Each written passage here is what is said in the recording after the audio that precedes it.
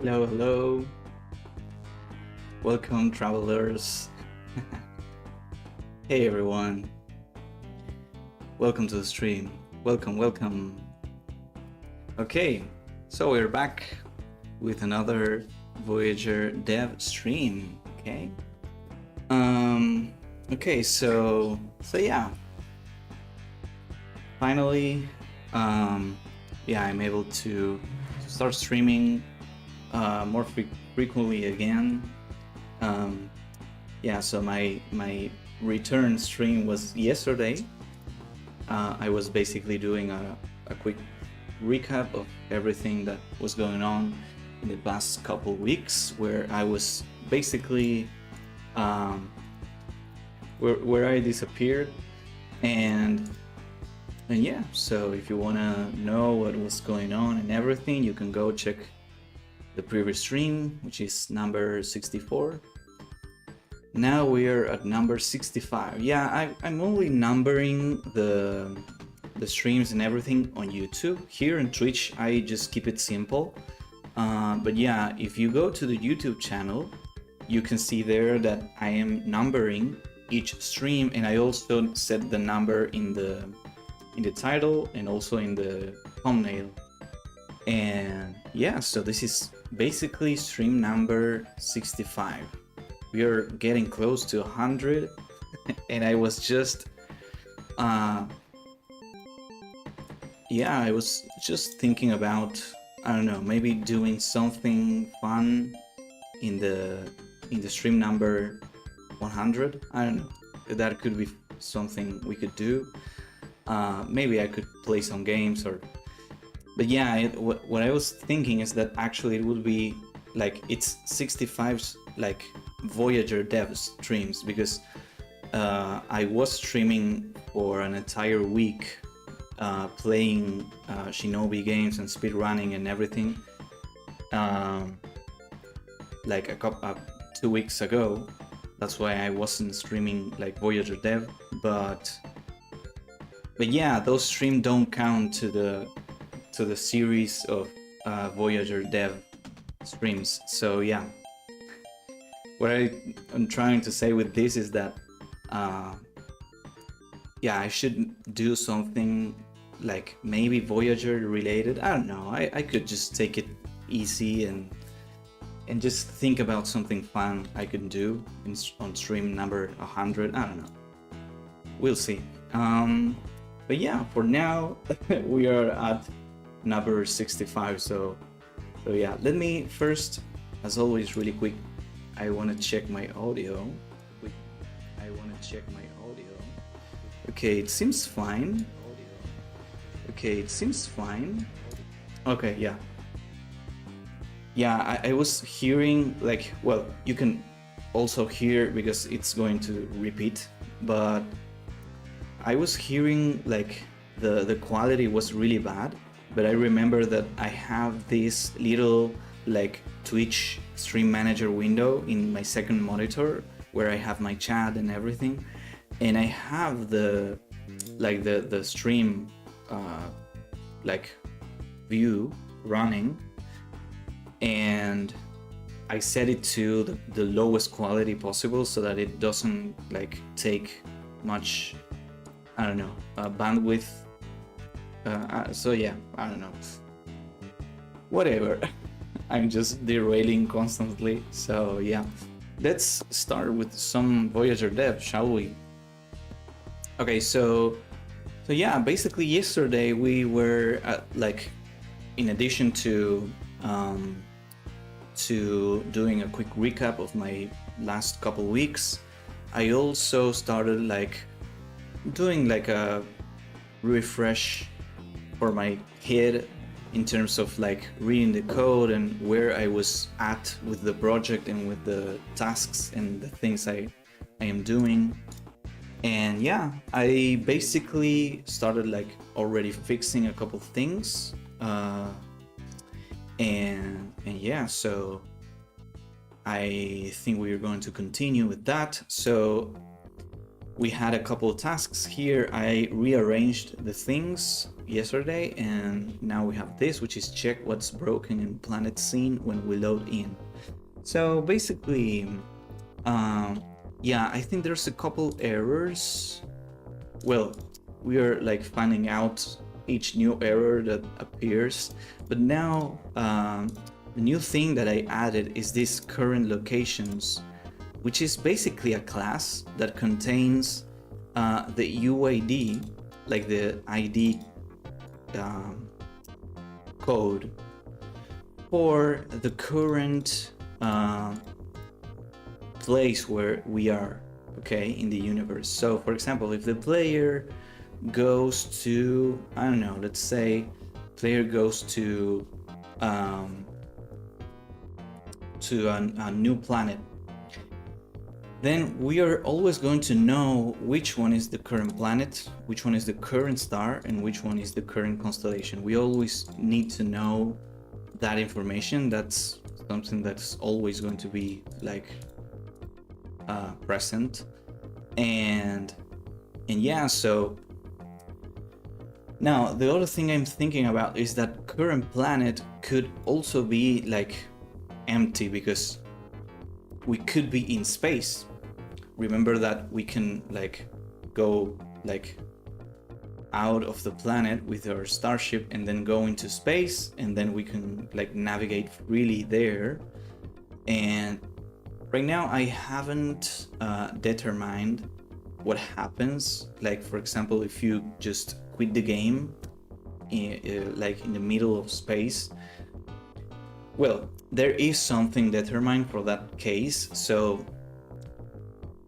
yeah, basically what I'm trying to say is there's moments where you need to save the information, the current state of the game.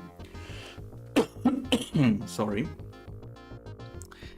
So for example, in Minecraft, I always use Minecraft as an example, but yeah, in Minecraft you the game pretty much saves the everything, like your position and what you have equipped and where you are and blah blah blah. So there's a lot of things that are saved in Minecraft, which is perfect for that kind of game. But here in this game, I am thinking of like using a different kind of saving point, for example, because I can't just simply save like your position wherever you are and that's it, and whenever you open up that save game you're in the same place.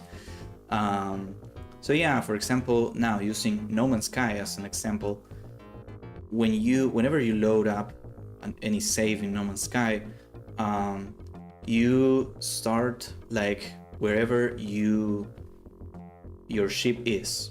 So that has to do with at which point the game is saving the data. So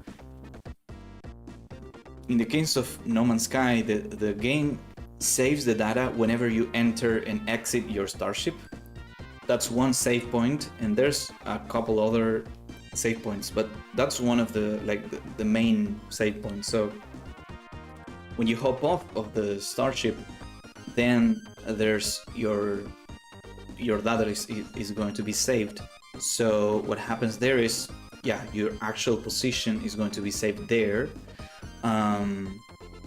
So yeah, I think that's a pretty good way of doing the data saving for the current position of the player, or current place where the player is. So yeah, that's one way of doing it. And then I was thinking about because yeah, you're like, it makes sense in No Man's Sky for that to be the case, like the starship being your save point, because it's the thing that you're going to be like, it's the main thing that you use in the game to get from any point to another point in the universe. So yeah, in this game I think that we could use the same strategy honestly. We could say, okay, so whenever you enter your starship, you save the game. That's it. And not when you exit the game, for example, if you're just, I don't know, fighting or I don't know. So maybe, like, yeah, I could save like some things whenever you exit the game, but your position is going to be determined by the starship, I guess. So for example, I am also thinking about what happens when you leave the game when you're in space. So should I save your position there in space? Because it's not a huge deal for you to start like at a random point, or I don't know, because yeah, the thing is,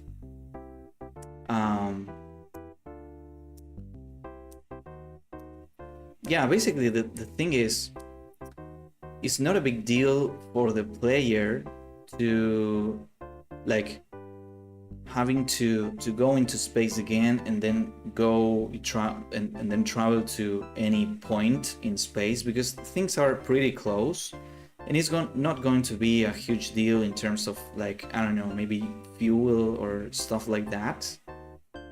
But yeah, that's some stuff that's not really easy to design, actually. So yeah, that's one thing we should think about at some point. For now, I don't care, because I'm just programming everything and not thinking about the saving, the states, and what happens when you leave the game at every point. So yeah, basically, yeah, that's what I'm trying to say. So I guess I'm going to, of course, I always try to come up with the simplest solution for me, so that I make my life easier for myself, just because I'm a solo developer, and there's no point for me to be trying to do everything in the fancy way. There's no point. It's not worth it, actually. And in any case, I can just update the game in the future. So yeah, when I need to worry about this kind of thing, I will start thinking about how I can do this, and I will try to, of course, as always, come up with the simplest solution and what could work and what is the safest strategy, and that's it. So now what so yeah, I was showing this is a class that contains, yeah, like I was saying, the current places that you're in. So you're always going to be in a star, that's for sure. You cannot be like outside of star or anything. That's something you're going to be in always. You cannot escape. So yeah, and then of course, if you're inside a star, that means you're also inside a constellation, because stars belong to a constellation always. There's no loose stars in the universe. In this universe, every star belongs to a constellation. But yeah, what I was saying is this: there could happen. It could happen that you're not in a current planet, and that's something that I also have to think about how I want to solve this, because I think it would be pretty annoying for players if, for example, for some reason they get out, like they get in the starship and then they go out to space. Imagine you're in a planet, okay? Then from that planet you enter to your starship, and then you fly into space, and this you start doing stuff in space, some combat and some, I don't know, maybe exploring stuff. Then if you leave the game at that point, like in the middle of space, I think it could be pretty annoying if you go back to the game and you're like, when you open the game again and start playing again the next day, for example. If you're back to the planet you were on, I think that could be a bit annoying because you were in space doing this and that, and yeah, so I actually don't really know how I could handle the thing with like being in space. I guess like, for example, the No Man's Sky strat, where the game saves when you exit the starship, it's pretty smart because you cannot exit the starship while you're in space.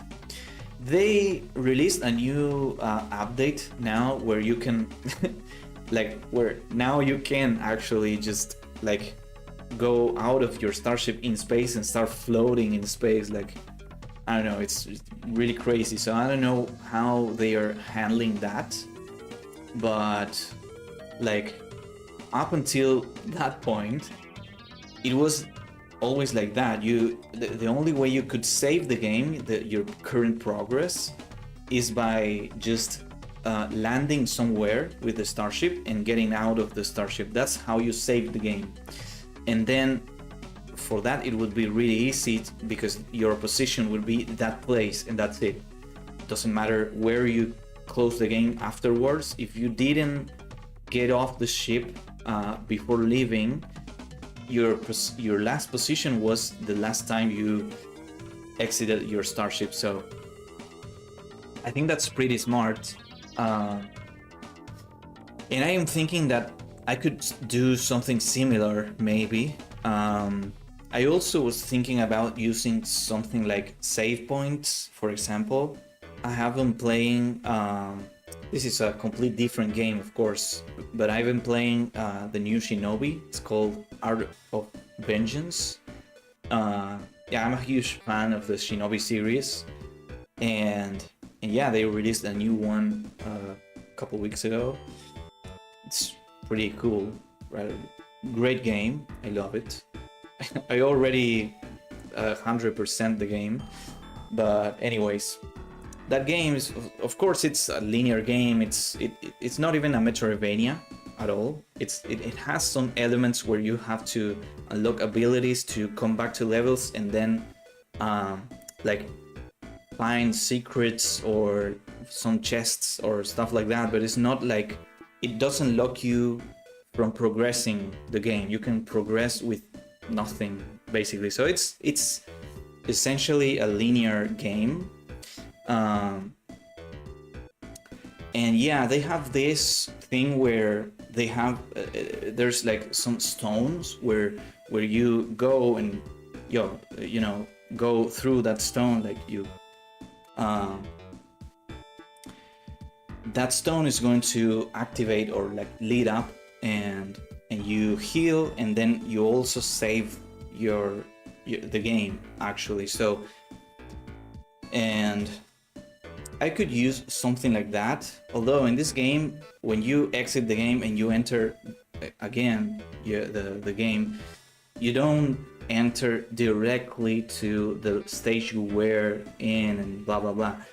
When you go into your save game, you first have to go through the world map and select where you're gonna go. So it's not like you have a set position that's saved, so that when you go back to the save game, it's going to be you're going to spawn in the last stage you were playing.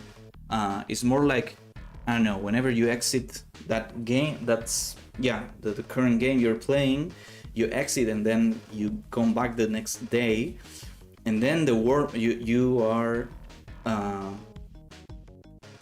like you enter and you get the world map view. So you have to select where you want to go, and then on each zone or level or stage or whatever, there's like a lot of like checkpoints, which are those stones I was talking about. So you can go to any of the ones that you already activated. So those are like fast travel points basically.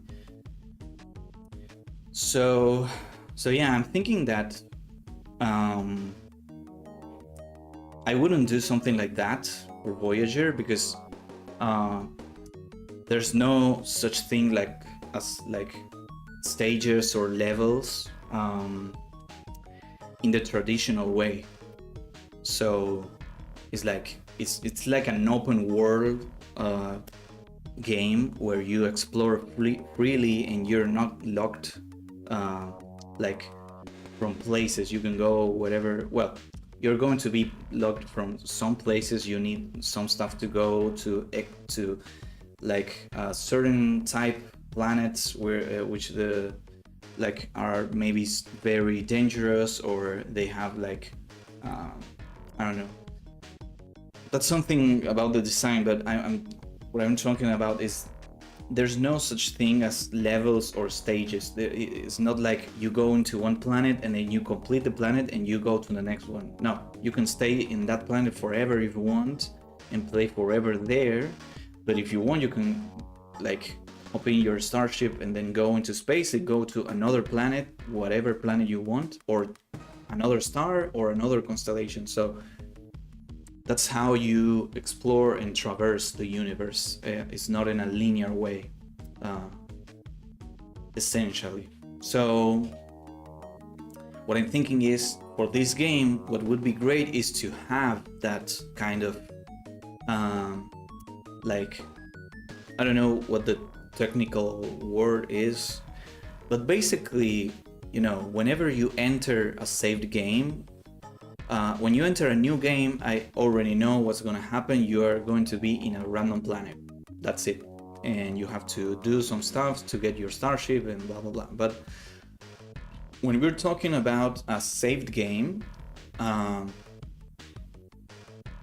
need to think about what happens. Like, where does the data get saved? Where is, like, how is the player position going to be saved? Where is the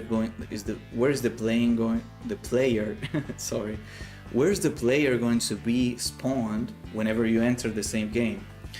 So yeah, I don't think it's possible. Well, it is possible to do something like I was saying, like Minecraft, where wherever you exit the game, you're going to spawn there.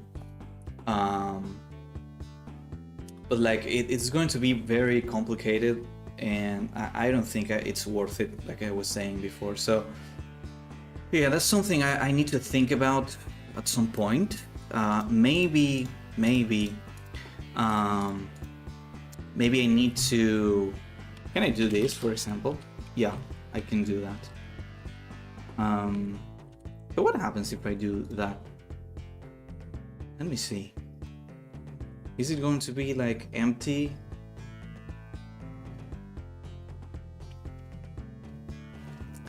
Because it would be... Oh yeah, I think that error was... Yeah. Okay. So yeah, that doesn't work. I should find a way to just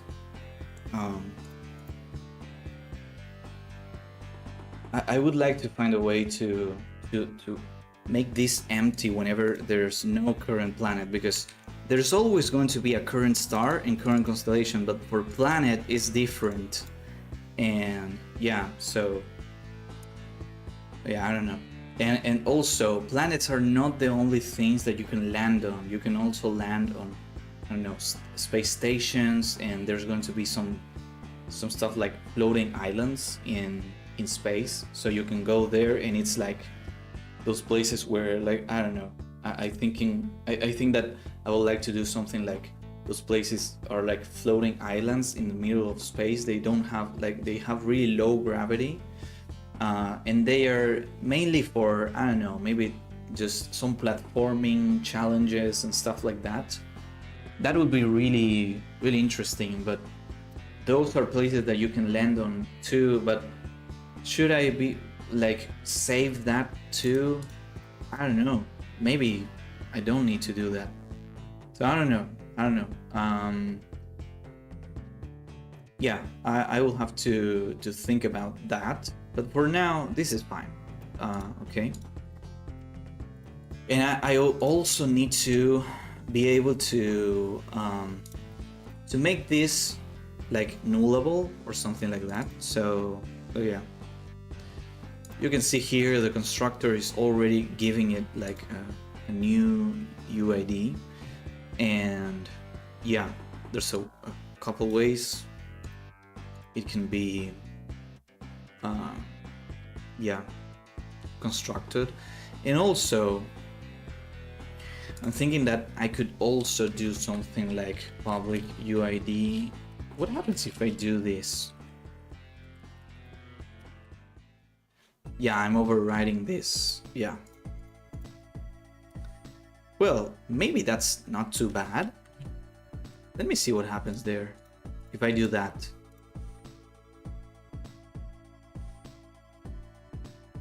It might show like an empty field. No, it doesn't do that. Huh. Oh, well, maybe that's because actually, I don't know what happens if I do this. Maybe it's not going to work. Yeah, I don't think it's gonna work, actually. It's going to throw errors. Yeah. Yeah, it's because the editor code that I did is like, yeah, trying to fill that. But yeah, I don't know. What happens if I do this, for example? Test. Let's see what happens with that one. Is it going to... I don't know.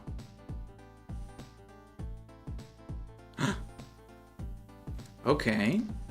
So if I generate a UID, then it fills it. Okay, that works. Well, that's actually really good. That's actually pretty interesting, yeah. Okay, that's amazing. Yeah, that's what I needed, basically. Okay, so... yeah, that's that's pretty good, actually. So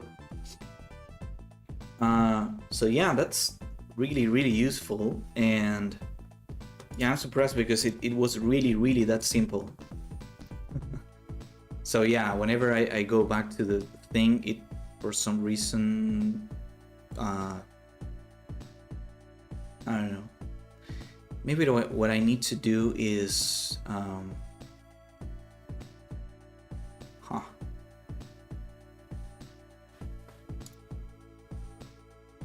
what happens if I go here and just change the name here into these two?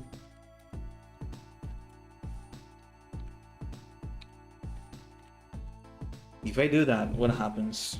Is it going to empty everything again? At least those three? Yeah, everything is empty now. That's pretty good. So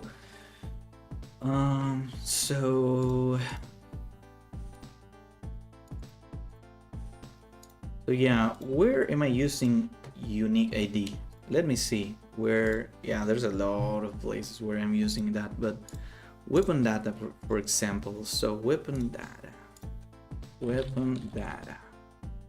Okay, what's here? Weapon blaster. Yeah, so this one has a UID. Okay, I'm gonna generate a new one.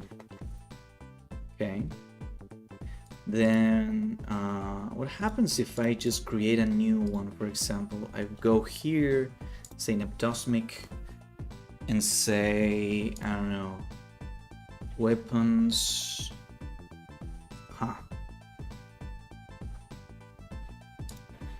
Weapon data. So where's that? Oh, this is not great. Yeah, tile says general data, armory, weapons, weapon. Oh, UID is empty. That's amazing. That's really good. That's really good. Okay, I love this. So whatever thing that already had a UID is going to keep that UID, but whatever new thing is not going to have any UID. So that's pretty good. I hope that doesn't break anything. It shouldn't actually, um, but yeah, what I'm thinking is, yeah, yeah. So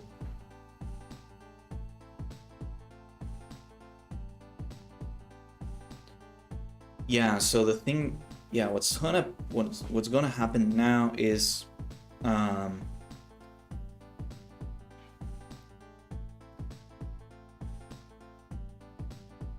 I need to specify something for the things that are actually creating a UID. For example, the definition class is creating a new UID, but I'm not like, yeah, but when I'm constructing it, I'm basically just setting it to empty. So I should create a new constructor where I say, for example, bool generate, and then here I could say generate that, else this.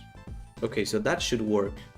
And then, for example, whatever I'm creating, I have to say true here. That's it. That should work.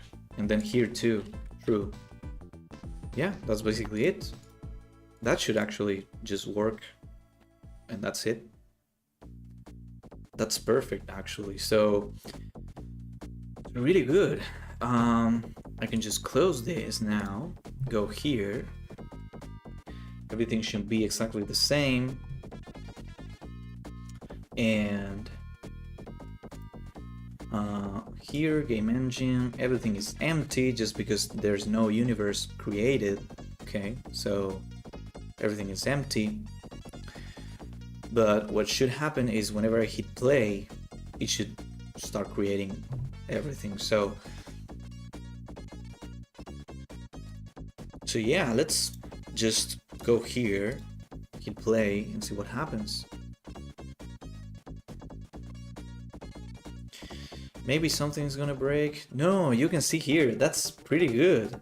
You can see now we have the current universe has a UID, constellation has a UID, like current constellation is this, then current star is this, but we don't have a current planet because we just don't have one. So that's pretty good.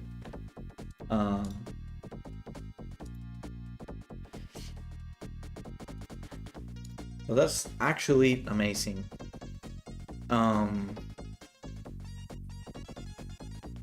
Yeah, that's amazing. That's so good. So, what happens if I exit blade mode? It cleans up. That's perfect. Freaking perfect. So, I'm curious, what is this general seed? General seed. Am I using that at all? General seed. General seed equals new. Utilities, helpers, blah blah blah. Then utilities. Yeah, I'm using that to get some random things, random generations. So it should change whenever I hit play. It should be like the current time. Yeah, look at that. Well, I actually have no idea what that number means, but let's try again. Should be different every time, but yeah, I'm seeing that that's not actually a pretty unique number. I don't know what that number means. So let's go here. Help us get seen from today's date time.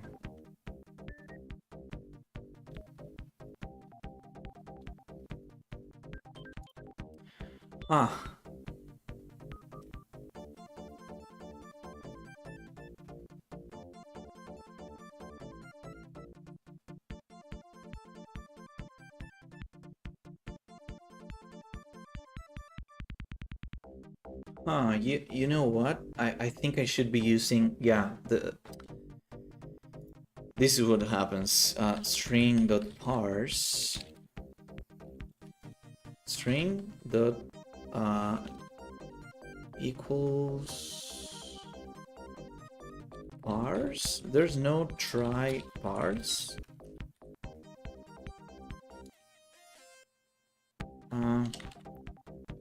Yeah, what's the thing I'm trying to do?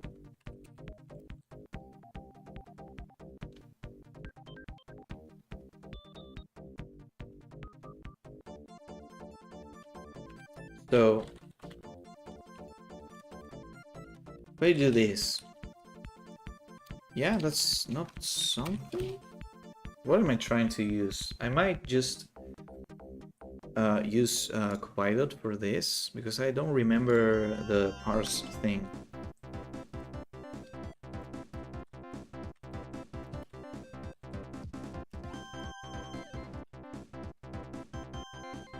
Is it going to work?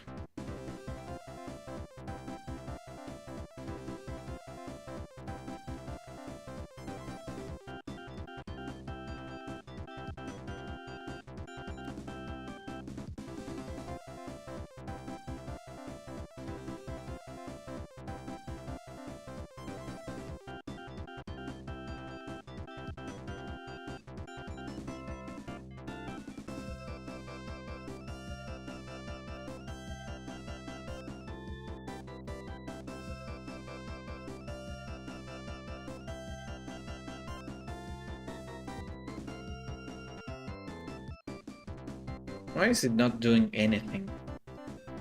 Is that not a thing? Like parsing a string?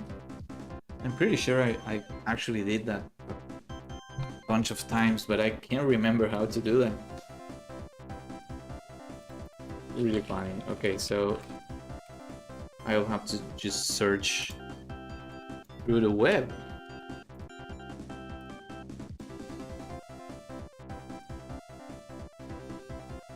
Oh, I'm so dumb, man. What the hell?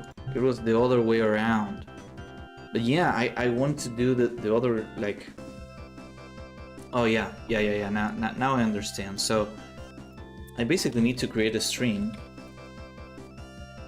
Date string. Yeah, that's what I want. And then...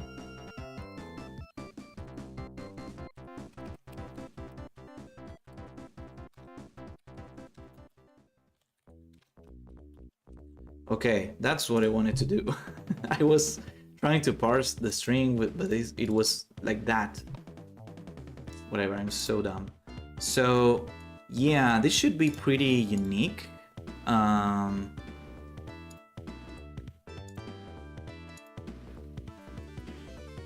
string minutes, seconds.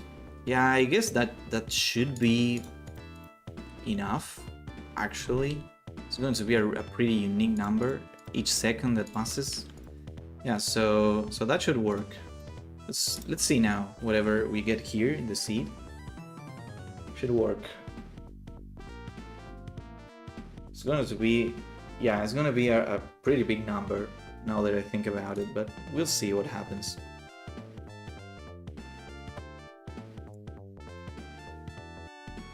Okay, yeah, it's a pretty big number. Overflow exception value was either too large or too small for a uint 32. Okay, so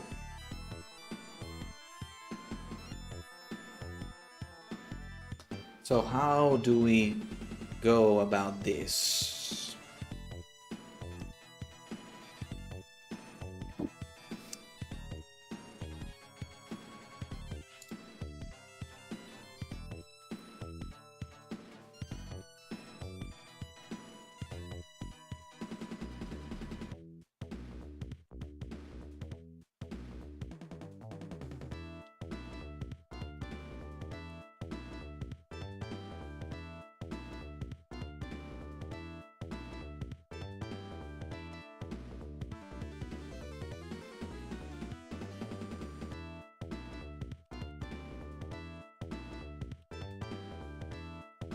Okay, that's possible then. So what's like this number? What's uint max value? it is like, oh yeah, this is a pretty big number, but how many digits does it have? So 1, 2, 3, 4, 5, 6, 7, 8, 9, 10, 11, 12. And this has 1, 2, 3, 4, 5, 6, 7, 8, 9, 10. Just 10. Okay. So can I do... Oh man, this is really annoying. Can I do this, for example? Oh, this is pretty annoying, huh?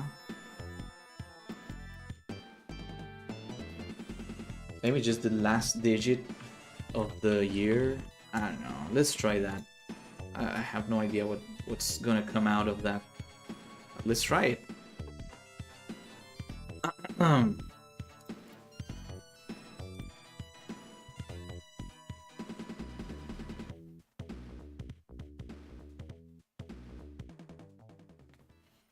Yeah, it's still a really big number. Huh.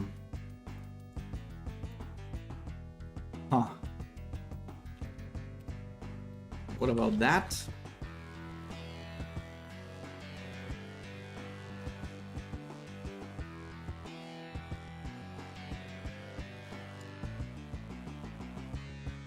Is it still to be? Okay, so it's like 9 for the month, 05 for the day, 18 for the hour, 30 for the minutes, and 33 for the seconds. So yeah, I think that's pretty. That's enough. I think it should be enough.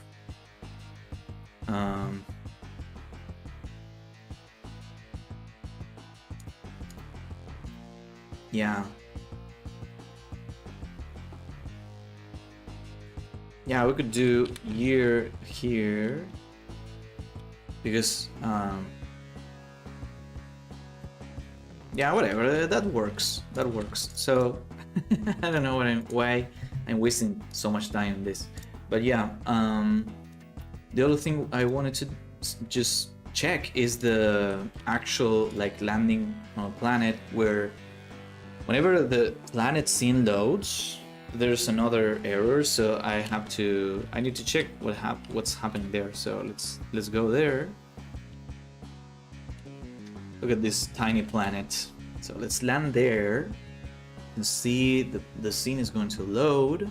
And then we have a really long list of errors, which the only one that's important here is this one. No, this one.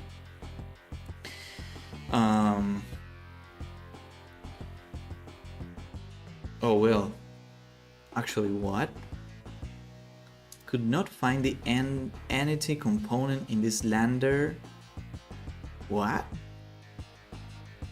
Why is that being called? So interaction area 104.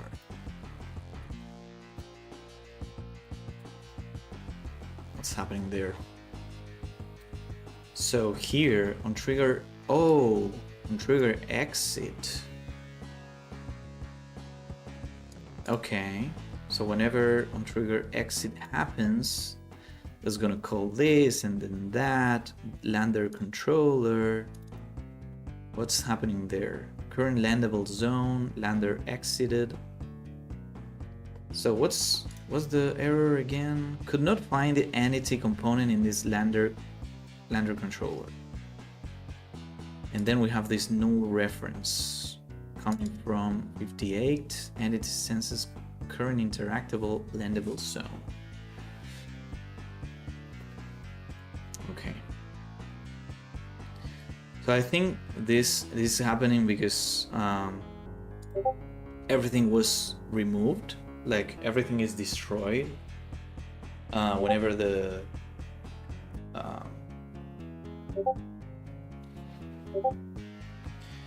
okay, I might have to mute Discord for a little bit. Okay, we're good now.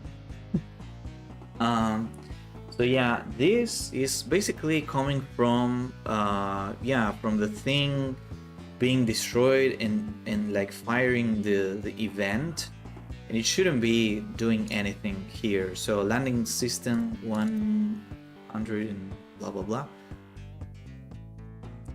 So yeah.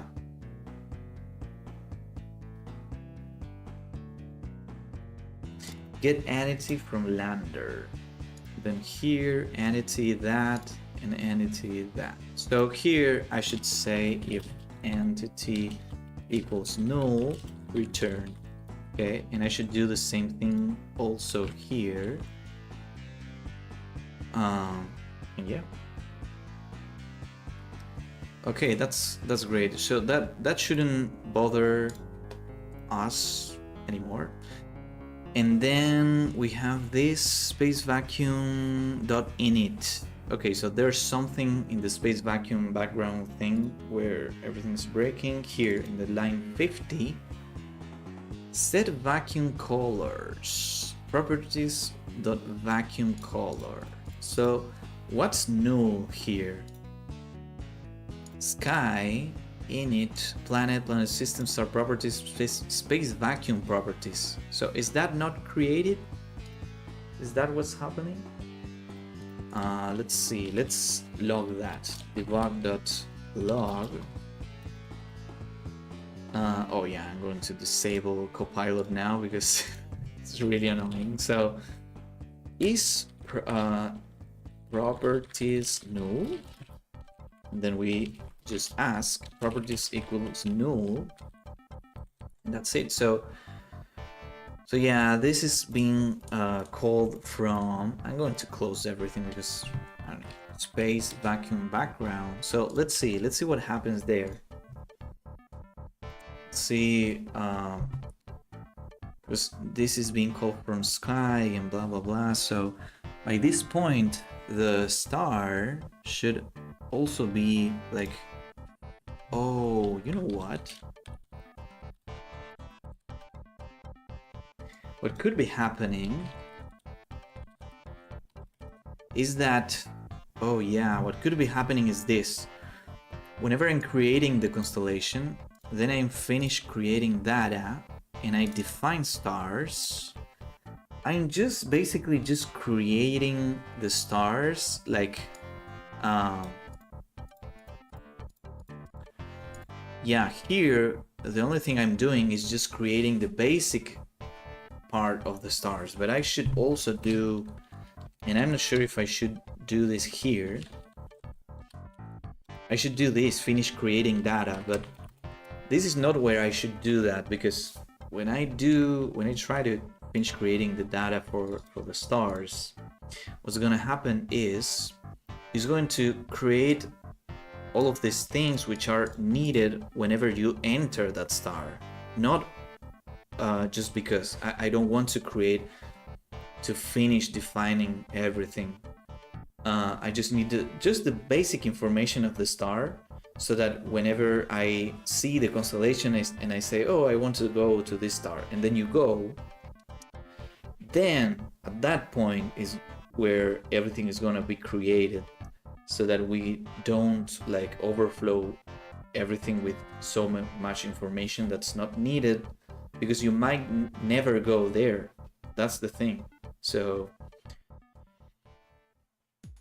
why, for example, let's say I have like 5 stars, okay, 5 stars, and let's say you only go to this one. Why should I bother like creating all of these things, like define the planetary system properties and the space vacuum and the blah blah blah for the other 4 stars if you're never going to go there? I only want to create this information whenever you enter. So that's what I always say. You have to define and generate things as you need them. That's basically how everything works in like procedural generation, mostly. I don't know. I'm not an expert, of course. I'm learning a lot, and I might be making like a lot of mistakes, but that's how you have to learn, I guess. so yeah, basically this is fine. I shouldn't finish creating the information, but I should finish creating the information of the star here, which in theory is happening. So now I'm confused. Okay, so what's happening? Okay, so now I'm actually confused, because I thought, okay, it doesn't want, okay, so planetary system properties, perfect. Space vacuum, perfect. And then Sol, perfect. So space vacuum properties, new space vacuum properties, yeah, they should be actually generated. Why is it not working? Strange.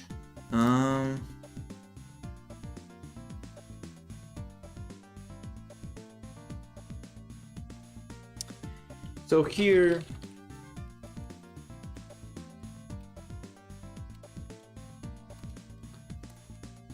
here, instead of doing that, I'm just going to store the whole thing. So here, for example, planetary system properties dot blah blah blah. So here I'm just going to fix all of this. Okay, and it should be exactly the same, but now I should, okay, so here, oh yeah, need to do that. Okay, so here now in the planetary system manager, instead of only having the planetary system properties, we now have the whole star properties thing. So you can see here we have basic star properties, we have properties in constellation, we have planetary system properties, we have space vacuum properties. So we now might be able, we should be able to see all of this being generated whenever I hit play. So let's see if that's happening, because I don't know. Okay, so everything seems to be generating. Okay, so star UID, you can see it's the same here. Basic star properties, planetary system properties, position index, whatever. Blah blah blah. Okay. So now I have space vacuum properties. There's a lot of things that are generated here. So what's happening? Let's go to a planet now and let's check that. Okay, let's land here. Okay, so properties seems to be null here. So what the hell's happening?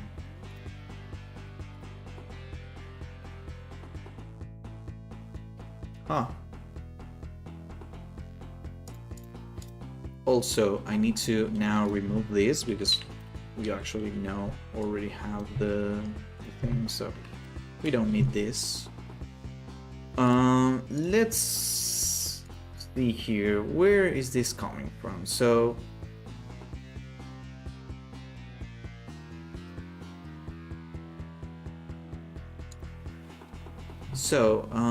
here, one reference, sky, planet system star properties space vacuum properties. So, and this, where is this being initialized? Okay, so this is being initialized here. And where am I setting the properties? In load data. So that's happening before. So everything should be fine.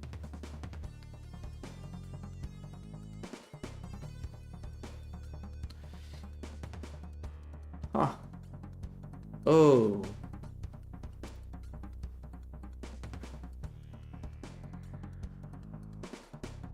Oh. Oh yeah, but it should work. Star properties equals planet properties, star properties. So set properties here. It's gonna set that. And then when I initialize this, it's going to say planet properties dot blah blah blah dot sky properties. And then this, okay, so I'm a bit confused here. So I might just remove this script and move everything to this one, which is called planet system, because I think it's a bit dumb to have this way. Star properties. Yeah. I don't know. I think I should. Yeah, I should move everything to the. Yeah, let's do that. Actually, let's just do that now because it's going to be much simpler instead of having two scripts, because one is called planet and the other is planet system, and they are both doing kind of the same things. So let's go to the planet scene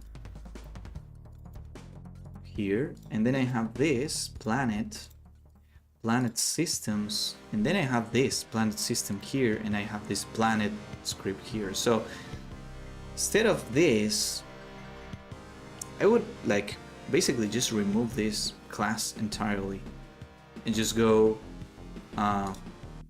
like this would go here, and I would move it up like that. Then I have this solar cycle. That should be another like thing that's separate from here. So solar cycle.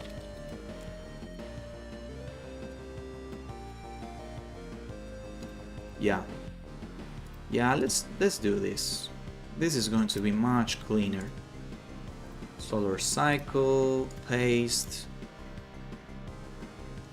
And then I can go here. I can basically just remove this. Then what I can do is go to planet, and I can copy all of the variables here. Okay. Yeah, I can basically just remove this. I can copy that here. Now do this, and star properties is going to be planet properties dot star properties. Then test mode, yeah, whatever. Gonna use that. Then here, yeah, that's basically the same thing I was doing. Planet data. Yeah, I don't know what this is gonna use. Okay, yeah. So I can just remove this too. I can go here and just initialize everything I need. Okay, I'm not gonna remove any variables that are set in the inspector, but actually I can see that those are pretty simple things. So yeah. And then here, whenever I'm just gonna remove this. Here, I can just initialize all of this instead of passing the planet system reference. I guess I have that reference in the game engine. Let me see. I should have it here.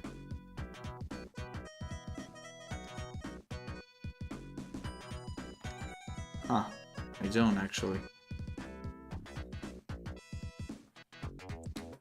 So Planet System Manager, how are things like accessing this?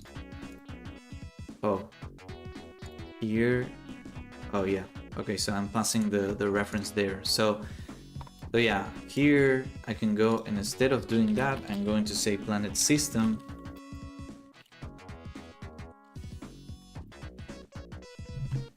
Okay, yeah. Okay. Yeah, and I have to do that with every other thing that uses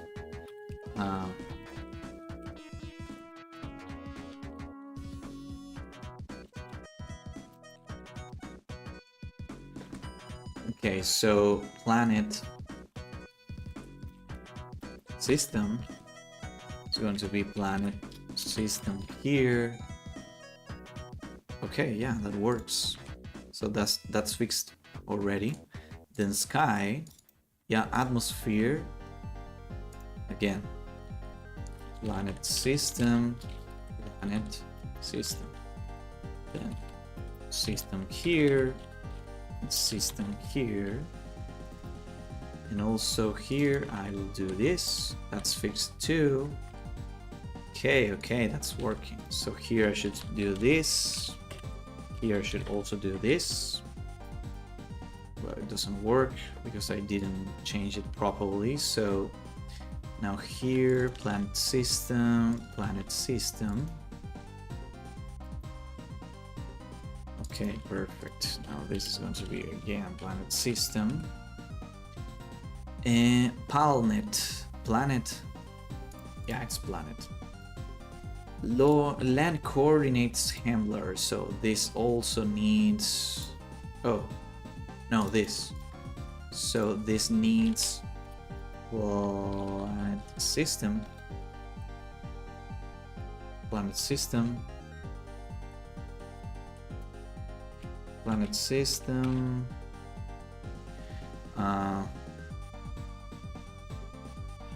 Okay, planet.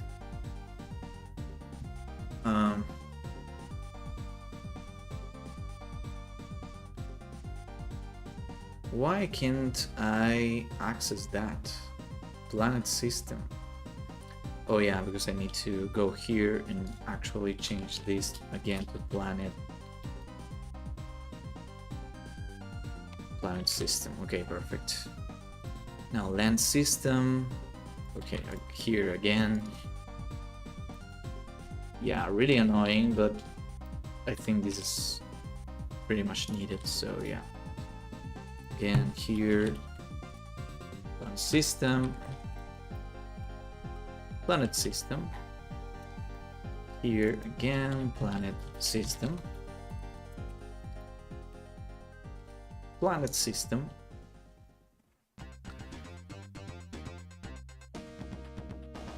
Okay. Now where else do we have broken code? So here, yeah, star properties equals planet properties, the star properties. Yeah, I cannot set that actually. And then this,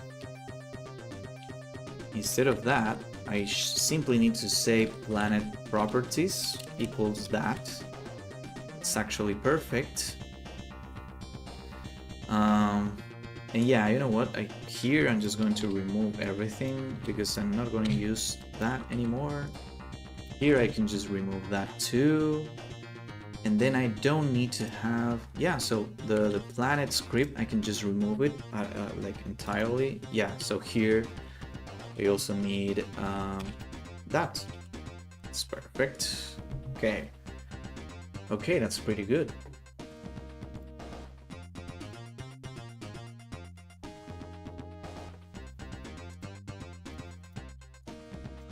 Okay, that's actually amazing. So planet system, I just need to add the references here. And that's it. And I can just go here, remove this component and remove the script. And that's it. Okay. That's much cleaner now. Okay, yeah, that's pretty good. Perfect. That's pretty amazing. Oh yeah, I should just remove this. And now this doesn't have anything. Now I can just also remove that and save like keep everything under the systems folder. Okay, now we have everything here. We don't need any planet class or script.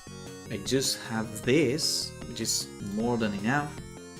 And now we are going to see what the hell is happening with the star.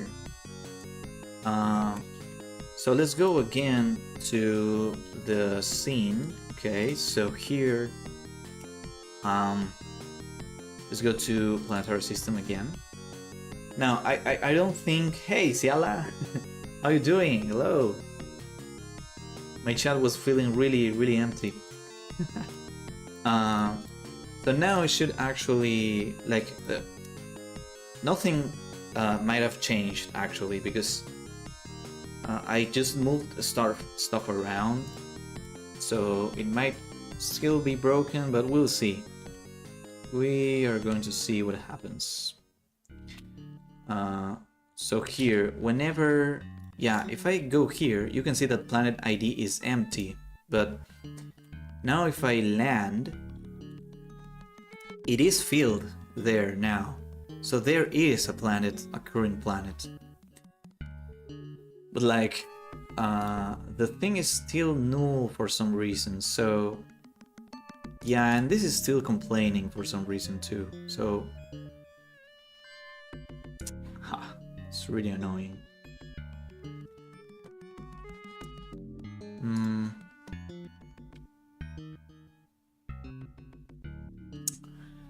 So planet.sky.init. Now the error is in another place, in a new place. So let's check that. Let's check. First, I want to check this. Oh yeah.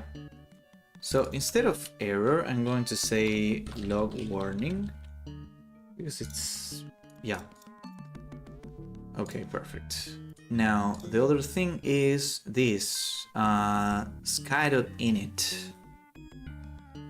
Okay, let's see that. What's happening there? Let's see. So space vacuum background.init. This is asking for planet system. Planets. What? Why is it doing this?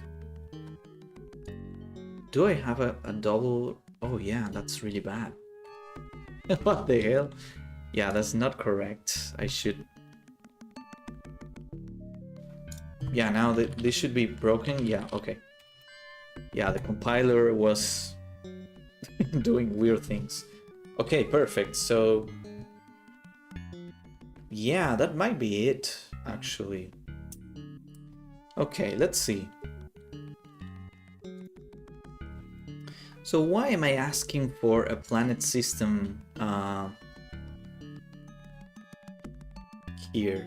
Oh yeah, because the atmosphere actually needs it. Okay, actually, that's fine. Let's try again, That this might be fixed now? I don't know. Let's see. That would be great. But yeah, I feel like there's going to be a lot of errors that we need to still like fix. So yeah, let's see what happens here. Land. Okay, what else is broken now? Yeah, it's the same place, so this is null for some reason. Why is it null?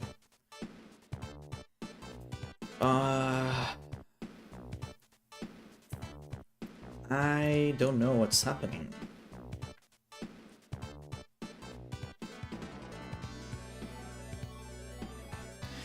So the issue is just here. Okay.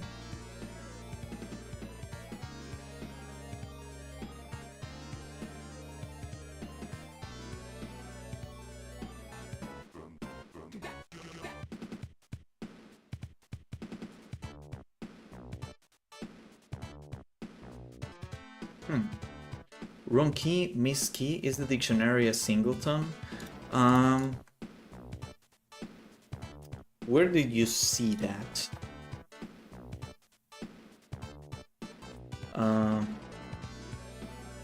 Yeah, there's no dictionary here, so unless I'm blind, but yeah, what's happening when missing key print the size of this dictionary.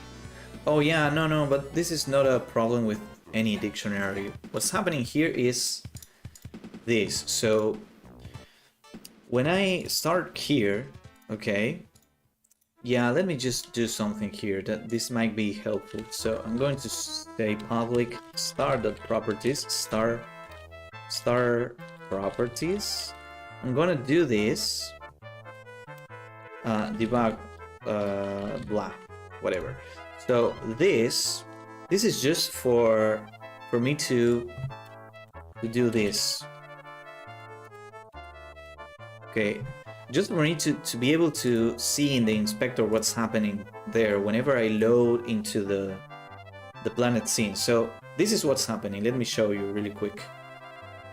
Whenever I hit play here, you can see this start properties. This is the thing that gets generated procedurally. So this is all of the information that the start needs. So the basic start properties is going to say, okay, it's going to just generate a new UID. It's going to say which frontier, the name, the color. Then it has properties in the constellation, such as the position index and the position, like the actual coordinates in the grid.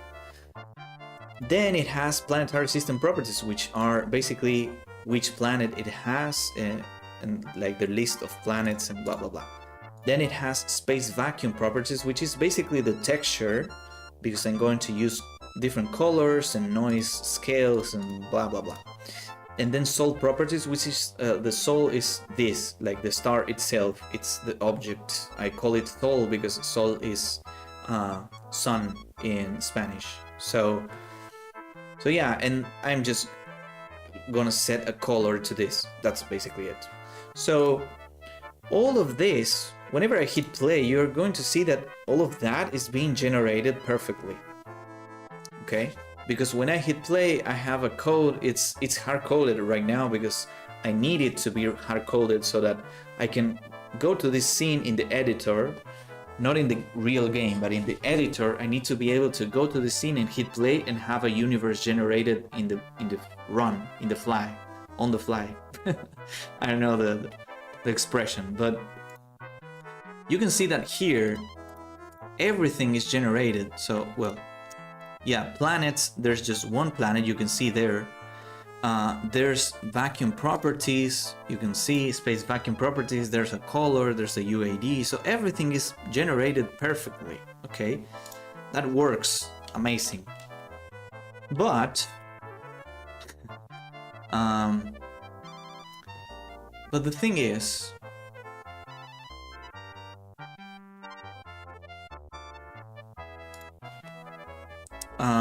star ID. So you can see here star ID 9BE765 blah blah blah.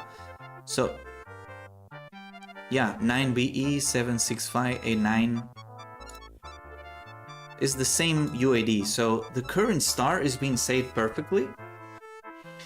But look, I want to see what's happening. Whenever I enter the planet, it seems like this information, the space vacuum properties, is null for some reason. So I don't know what's happening. I need to see there. So planet, I have this planet system, this debug blah, that's the name of the variable.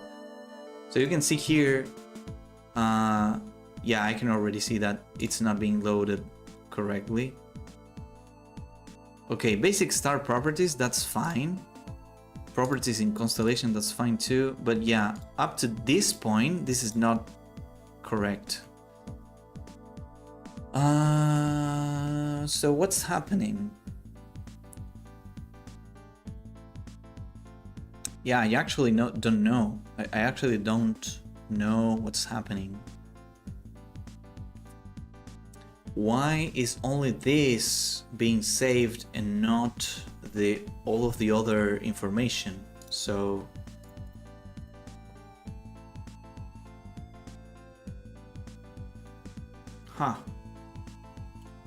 because like this language is everything, it's stored in memory by reference, it's not by value. So if I store a reference to this, when I do this equals that, it's basically a reference, it's not the value. So whenever I modify this, I'm also modifying this, because I'm just like storing the reference to the address in memory. So I think the problem is here. So whenever I get the current planet, what am I doing here? I'm doing get current constellation, get constellation properties by UID. And here I'm doing get current constellation, which is doing this. And then this is doing get star properties by UID. So what's actually happening?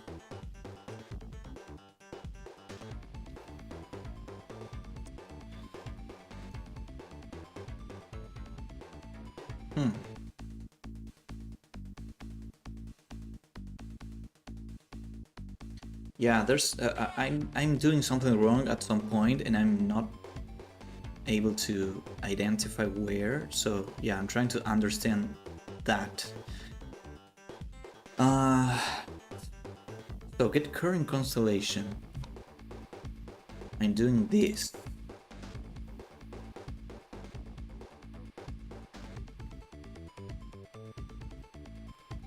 So what is this returning? This. Okay. What happens when I create a new constellation? Am I adding it to the, yeah, to the star field? Yeah, that's perfect. Okay. Okay. So new generation context, blah blah blah, that's perfect. And then I'm adding a new constellation there. So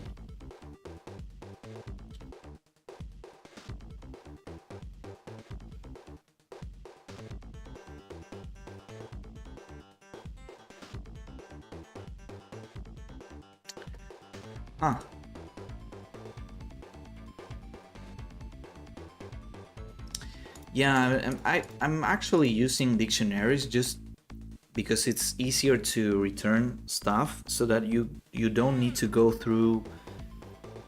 Let's say you have a list with like 1,000 items. It's going to be really slow to find one item there instead of like in a dictionary where you just pass the, yeah, dictionary is perfect for this because I'm using the UID as the key for finding that element in the dictionary, so that I don't have to do like a for loop to go through and check, is this the UID, blah blah blah. So imagine, of course, like it's really unlikely for somebody to explore like 1,000 planets. It's really crazy. I don't know, that can happen, but I don't know. Can you check in C# the instance ID? I should be able to do that, but I don't know. In other language, it's also called the object ID. Yeah, I might be able to do that actually. It should be possible. That's what I'm trying to say. So let me check. Let me check this. So definition universe, not this. So what I was saying with the dictionary, the only downside about dictionaries is that they cannot be like serialized in the inspector. I cannot see the list there. For some reason, Unity didn't do that. So here, if I go to Starfield properties,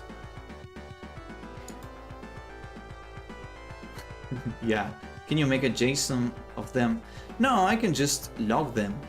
I can just actually just log the dictionary, but yeah, look at this. If I do a list of constellation.properties, okay, and I say, well, not here, let's,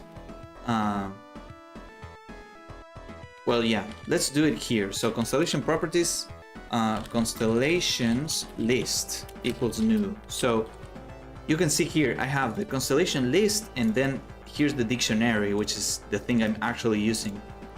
If I go to the inspector, I can show you what the issue is. So here you can see the current universe has a reference to a star field. This is a variable, whatever. So star field, you can see I can only see in the inspector the constellation list. The dictionary is not visible here for some reason. I cannot check it. So the downside of the dictionaries is that I cannot debug stuff there in the inspector. And the breakpoints, yeah, I don't think so. Like what I'm trying to do is just check stuff in the inspector. So the same thing I was doing where whenever I initialize a star, you can see here, for example, definition star. So you can see everything is here, and I can mark this as serializable. So that makes it visible in the inspector. So this class is now serializable, and then all of these other classes which contain the properties and information for different things are also serializable, and I can see all of this. You can see here in the, well, it has to compile everything. Every time I make a small change, it has to compile. So here I have a reference to star properties, and then you can see all of the other classes. Everything is serializable. I can see everything, and you can see here now everything is empty, but when I hit play, everything is generated. So that's pretty good. But you can see now everything is generated: the star color, the star name, the position, the planets, the values for the noise, and blah blah blah. So that's amazing. That's what I need. That's how I can debug everything and see that everything is working and the values are there and everything is assigned correctly. But for the dictionaries, I cannot do that for some reason. So yeah, a bit annoying. But yeah, I don't know. I should try to do something here. I'm gonna try something. I'm going to, again, create this constellations list, and I'm just going to add also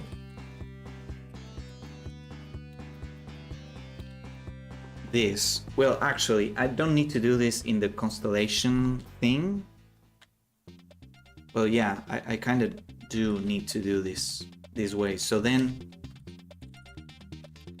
in the definition of the constellation, I can do the same thing, because you can see here, stars list. Well, this is a list. It's not a dictionary. I have both. You can see here, I have both. Just for that sole reason. Because I need to be able to see that in the inspector, but I'm also using a dictionary so that it's easier to access one of the stars. I can just say, hey, dictionary, give me this star. I have this UID, give me this star. And then it's really easy to access this. In the list, I would have to do like a for loop and check, like iterate every single star, checking, hey, is this your UID? No. Okay, next one. Hey, is this your UID? No. Next one. And that could be really expensive. Like, in reality, it's not gonna be that expensive, because like I said, at most you're going to be exploring the universe and you're going to generate 1,000 stars, maybe. The thing is, each star could contain between 1 and 4 planets. Let's say the average is 3, so 1,000 times 3, so that's going to be 3,000 planets. Again, that's not a big deal for checking every once in a while. So yeah, do the best you can to debug it now. Dictionary is the way ahead. Yeah. So dictionary is the way to go. Whenever I need to access a specific star in the dictionary, I need to access and say, hey, I need this one. But for other things, the list is much better. But like the only thing that's really useful is this, that I can see it in the inspector. That's the only reason. So let me just hit play here and let me see what's happening. Can a C# getter be inspectable? No, the properties are not, also not inspectable. Okay, so yeah, I need to check the game engine. So current universe, starfield constellation list, and you can see here which one is the current. So current location, constellation, yeah, is this one. So constellation, is this one. Then I have the star list, and I'm using the index 0, so that should also correlate with this. Yeah, 1BD996 blah blah blah is the same here, 1BD99 blah blah blah. So this is the star we're in now. You can see this is a pretty messy thing. It's not easy to read, but I understand it because I know the structure of how I build it. But yeah, if you think about it like hierarchically, you're going to understand. You can see there's a current universe. It's the whole universe.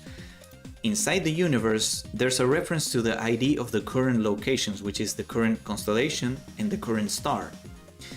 Then the star field contains the constellation list, but we are inside this constellation, and the constellation contains the star list, and we are inside this, the element 0 of the star list, because here in the code you can see that whenever I generate this as a test, I'm using index 0, so that's the current one, okay? So here I can corroborate that this is the current one, but now what's happening here? Everything is generated, so what's wrong with the thing? I don't understand that. So let's go here. Yeah, I need to hold it. Okay. And then whenever I go, okay, I have a current planet, and you can see the information here is perfect, but whenever for some reason here the reference is not complete. I don't know. Why is it not complete?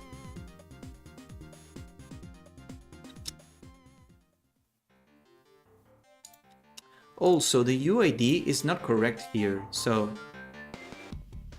what the hell? So game engine, let me see here. The UID should be this, like 1BD99 blah blah blah, but here is not the same. So what the hell is happening there?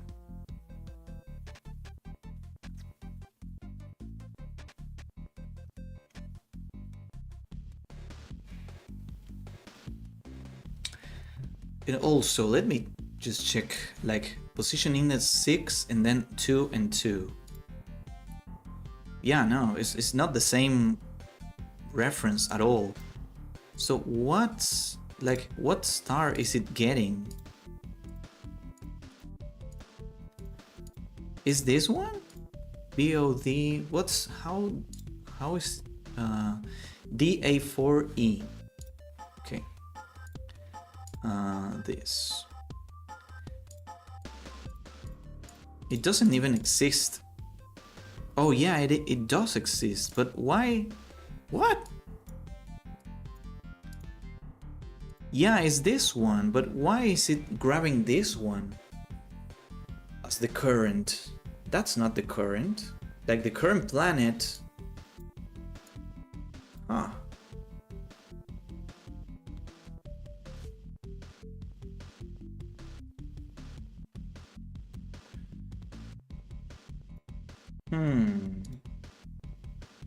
Okay, let me check something, because I might know why this is happening.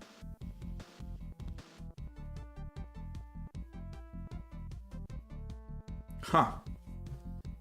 Definition planet. So generation context. I think this is wrong. Wherever I'm passing here as the generation context is wrong. So let's go to the properties class, generation context. This should also be serializable, so I can check the things there. So okay, let's see now what the hell is happening with this. I think the generation context, I might be doing something wrong with that, because the generation context is what holds the information about like the owner of each thing. So planet, the generation context of the planet is going to be is going to contain the UID of the star that owns that planet, and so on, like upwards. Question: do you avoid the debugger? No, but VS Code doesn't have a debugger, I think. Like, yeah, you have the breakpoints here, but to be honest, I think I used it like the debugger. I've used it like maybe 2 times, and yeah, I actually don't use it never. Like, it's like I usually do other kinds of process to find the issues. I don't know, maybe it's slower this way, but yeah, I'm not used to. You can put a breakdown in Unity IDE.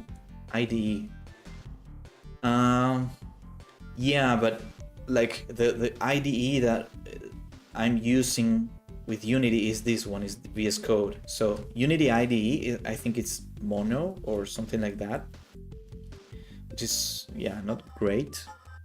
This is not an IDE, this is just a text editor, and that's why it doesn't have a debugger. But I have the extension, which is called Unity Debugger, I guess.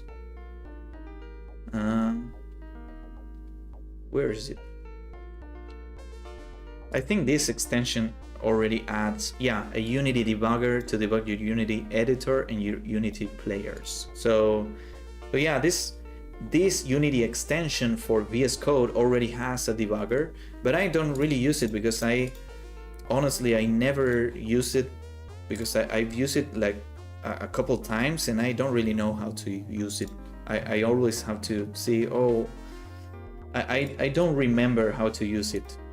So I just choose not to use it and go my own way about how everything works.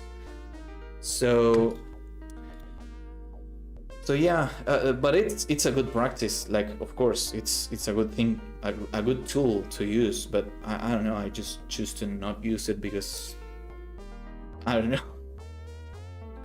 Yes, but you're serializing everything because of that. Yeah, that's true. That's also true, but it works. Like, I use like serialization, like using the inspector, but also I use logs, like console logs, which is basically the same thing. If I want to like search for a specific thing or part in the code where I need to know what's happening, I use logs, console logs, and it works for me. I don't know. I'm pretty used to that right now, so I don't know, maybe in the future I will start using the debugger, but for now the current things I use are more than enough for me, at least. This is what we used to do in JavaScript before Firefox. Yeah, I know actually the debugger is a pretty huge thing in like development, but I think it's much like more useful for when you're working, like, for example, let's say you're working with C++, let's say, where you're using like pretty low level stuff, where you're actually like manually accessing and removing and adding stuff to the memory, like manually.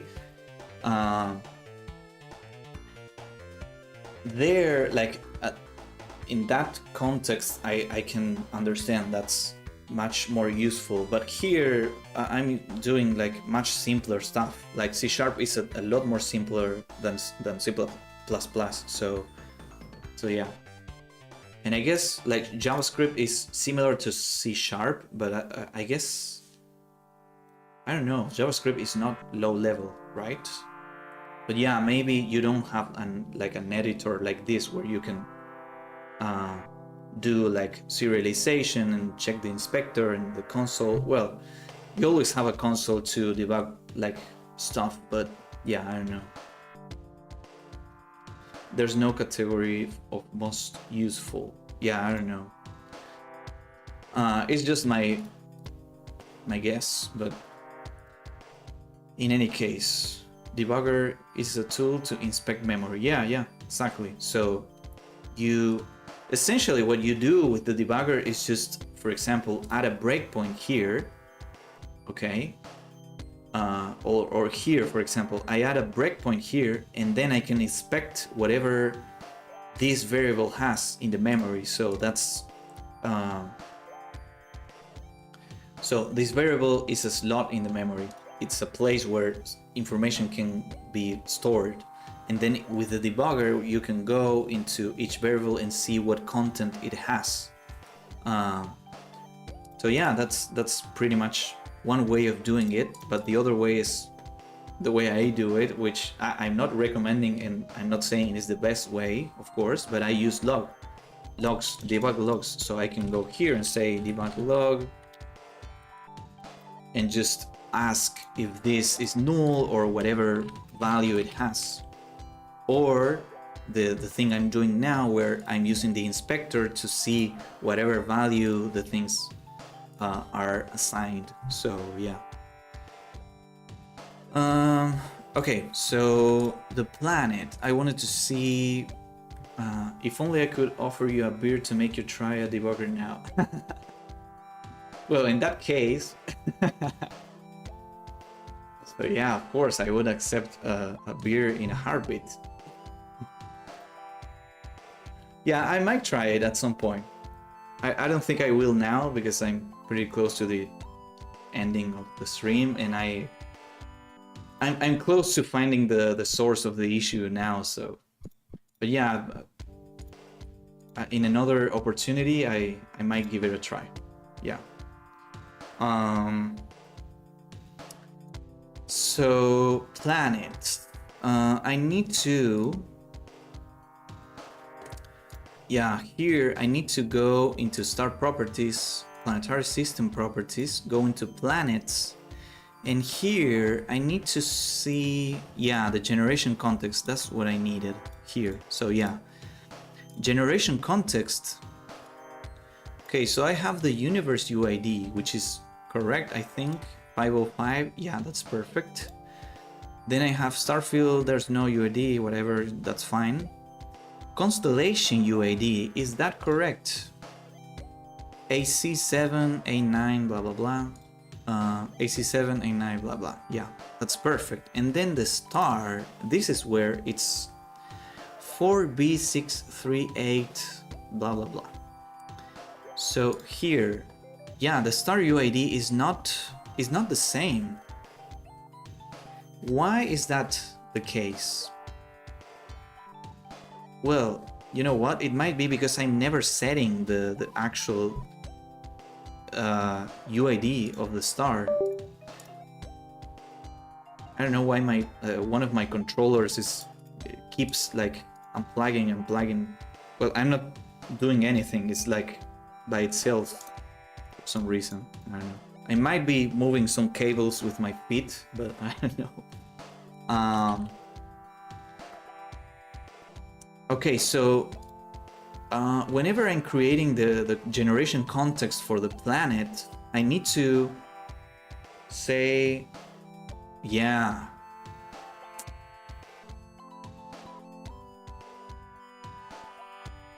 Yeah, this is the issue. So that's not correct. Here, I should be setting the proper generation context. And the thing is, when I create the planetary system properties, what's happening there? So define planetary system. Okay, here, generation context here. So I should do the same thing, where I basically say generation context, new generation context equals new. So the same thing I'm doing here at some point somewhere. Yeah, this is what I need to do. So here, new context,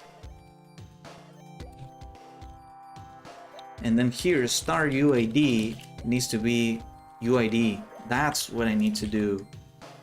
And then I pass this here, and now this is going to be correct. Okay. And I need to do the same thing for each one of these. Yeah, that's the thing. Okay. Yeah, I'm repeating a lot of code here, which is terrible, but for now this is fine. For now this is fine. I don't care. Well, actually,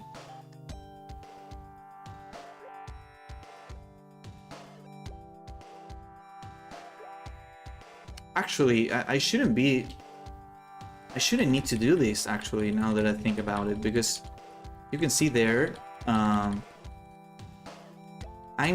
actually setting the star UID here, so that's why I shouldn't need to do that, but... Oh...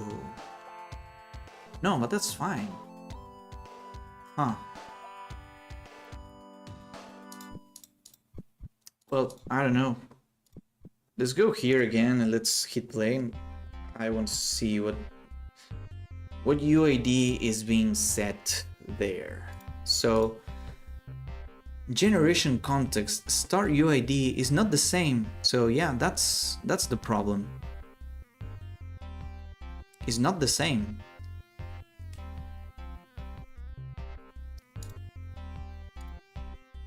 But you can see here the same star UID is being respected everywhere else, but yeah. Huh. So what the hell here? Properties. This I don't understand. It's really weird. So let me just go here and say. Okay, if I go here, UID generation context equals that. I'm going to just log the UID here, and I will see what the hell is happening there. So, because yeah, I don't know.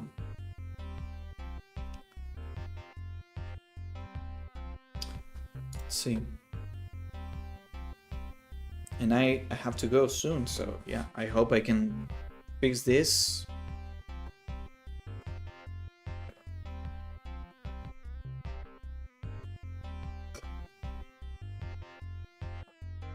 Okay, this is correct, but then here this is not being set for some reason. It's not correct. Why is that the case?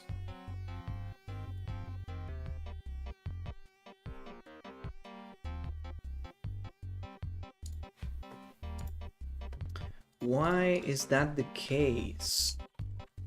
I'm gonna do that and then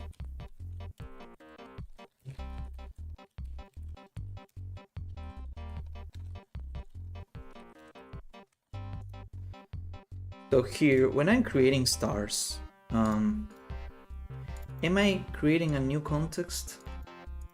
Well, I'm supposed to be creating it there, and here. Yeah, I am creating a new context here. So what?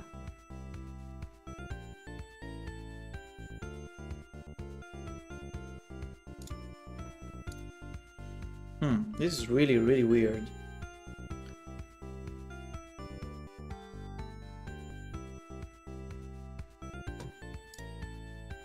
Let's see what's happening here.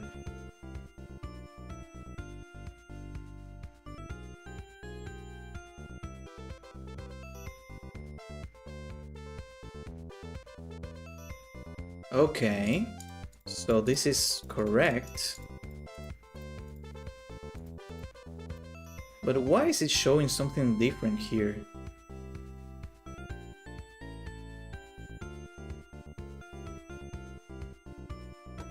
I don't know. There's something weird happening. Am I doing something wrong here? Basic star properties, I'm using generation context here, that's fine. Here I don't need that. Then here, planetary system properties, generation context. does it work after these initial fixes? No, no, no. It doesn't work yet. There's something weird with the values of this. So yeah, I don't really know what's happening. Trying to understand. Debug log. Yeah, I'm doing that. So actually, let me show you. So whenever I create a star, I'm setting the generation context. Well, I guess what I can do is, let me just remove this for now. Let's see what happens there. When I create a new star, I'm like, the generation context is going to store its own ID for the star, so that whenever the star creates other things, it's going to say, hey, this is the generation context, I am the star that's creating you. So that's the context for all of the things that belong to that star. But the thing is, the debug logs are great, because you can see here star UID and then star UID in generation context, and the log is showing that everything is the same, but then in the inspector the value is not the same. So I don't know what is setting the star UID there. I don't really know. It's really weird.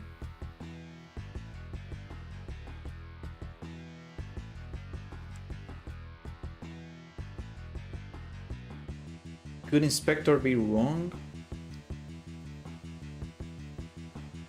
I don't know. What I'm thinking is that maybe, I don't know. No, I actually don't know. Really weird. Could a setter be used on the property to debug log when it is set?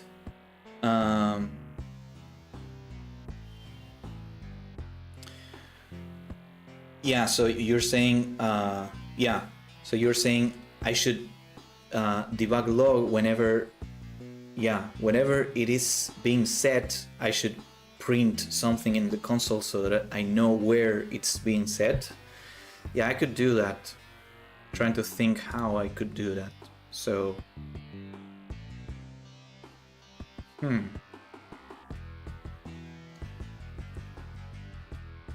why is it taking so long for this to compile? So annoying. Maybe I need to free some memory.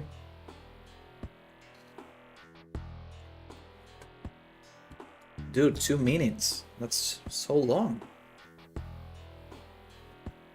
Well, sometimes it happens. Yeah. Sometimes that happens and you have to restart Unity entirely. That will be really annoying. Well, if it gets to 3 minutes, I will restart Unity. Oh man, what the hell? I could also try, like, maybe making another change in the code and make it refresh and compile again, but I don't know. I will try that, and if that doesn't work, then I will just close Unity and try restarting it. Okay, let me see. If I do this, for example. Yeah, it's not gonna do anything, actually. So yeah, I'm just going to go to the task manager, kill Unity, kill it. Okay. Now I'm gonna open it again. Hey, I'm there again. I'm doubled.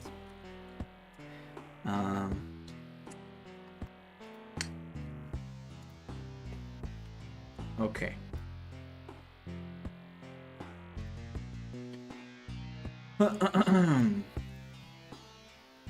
So yeah, I should go soon. I should go now, actually, but I would try to understand what's happening here, and then I would go. Because yeah, whenever I'm creating this, I'm actually just creating a new instance of this class.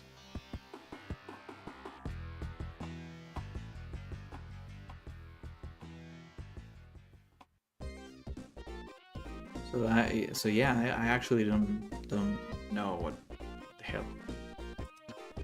Creating a new universe ID equals this, and constellation UID equals that. I need to see a model of your data once. What do you mean? Like,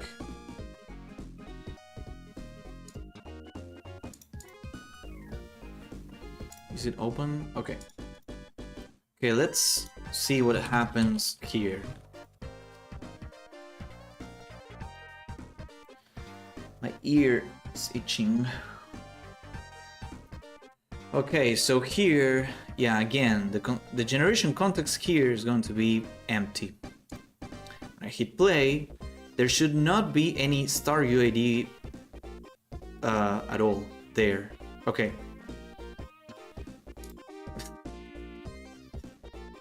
How do you call class, use, other class, superclass, subclass? How do you call these things? So are you talking about like inheritance and stuff like that? So yeah, I guess that's in polymorphism and how I handle classes. That's why what you're asking. Yeah, you can see here, this is empty. In DB language, it is called entity relationship diagram. Huh. Yeah, I actually don't really know what you're talking about. So, but yeah, I have. Well, I think I already showed you this. But I basically have this class called definition. Well, that's the name of the script. This is the class, it's called properties. It has a UID, it has a generation context, it has a seed. And then whenever you create a new instance of this class, it's going to create a new seed, it's going to create a new UID, and it's also going to create a new generation context. Well, it's going to receive a seed and a generation context. And then all of the other things, for example, the universe, not the universe, the star field or the constellation class, and the star class inherit from that, so they all have the same variables and methods and everything. That's why this, for example, this is the constructor for the star class, and this, where I say base, and this is the equivalent to saying super. So I know in TypeScript you do like super. Well, it doesn't exist here, so you do something like super seed and then generation context. So that's how you execute like the actual code that's in the original constructor. You do it this way in C#. You use base instead of super. I think that's what you're talking about. Not sure.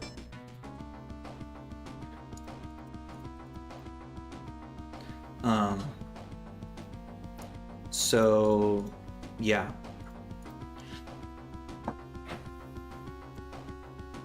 In any case, yeah, I don't know what's happening here. For some reason this UID is being set incorrectly. Yeah, it's really weird. I don't know.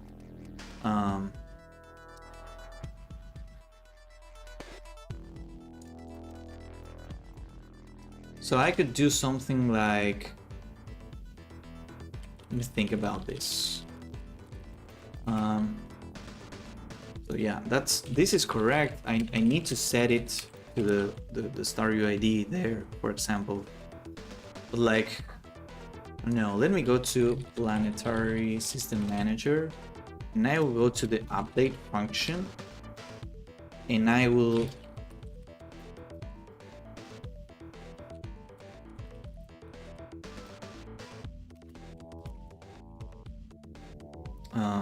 do star properties .generation context .star UID. So this is going to log it every frame, and I will try this and see what's happening there. And have to go now. Okay, I have to end the stream now. So yeah, I'm gonna try just this, and it's not gonna do anything, but it might give me something to understand what could be happening. So generation context, the star UID is that. So here, star UID is this, but it's not the same as that. So there is some point in the generation where the star UID or the generation context is being replaced. So I think I need to do like a constructor for that, but yeah.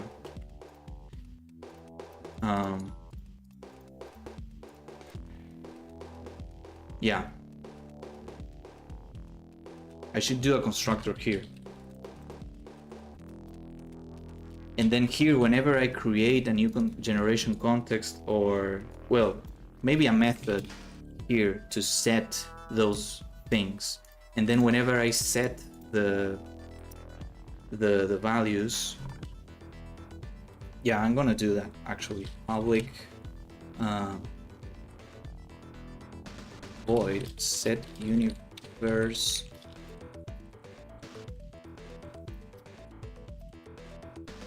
Yeah, I should continue with this.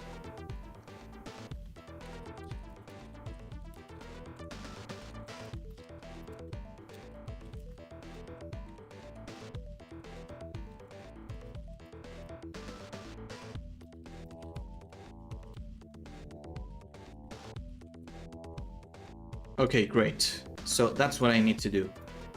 Okay.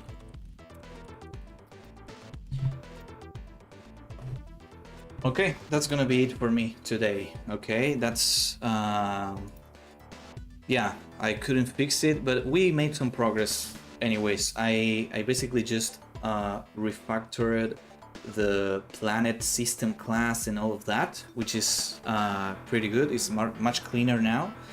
And yeah, in the next stream we're gonna try to finish fixing this, which I think this should be the last thing that we need to fix actually.